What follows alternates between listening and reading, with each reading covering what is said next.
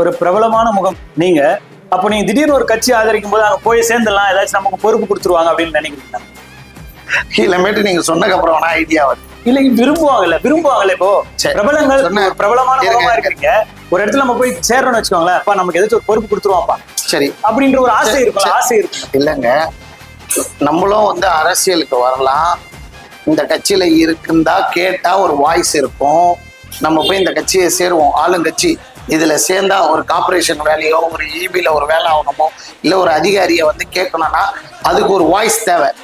ஒரு அட்வொகேட்டா இருக்கணும், இல்ல போலீஸா இருக்கணும், ஏதாவது ஒரு துறையில நான் இருக்கணும். அப்ப நான் வந்து துணி துறையில் தான் இருக்கேன். ஒரு பப்ளிக்கா நான் பேசினா கேட்காது. ஒரு கை தட்டினா ஓசை வருதா? வராது. 2 கை தட்டினா 3 கை தட்டினா தான் ஓசை வரும்.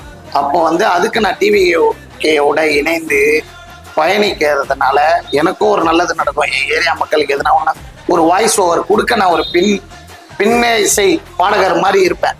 அதுதான் நான் சொல்ல வரேன்.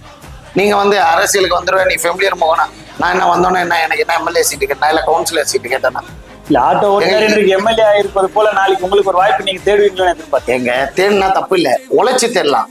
பணத்தால தேடினாதான் தப்பு. இந்த கட்சியில பணம் பேசாது, உழைப்பு தான் பேசும். உழைச்சவர்களுக்கு தான் சீட்டு.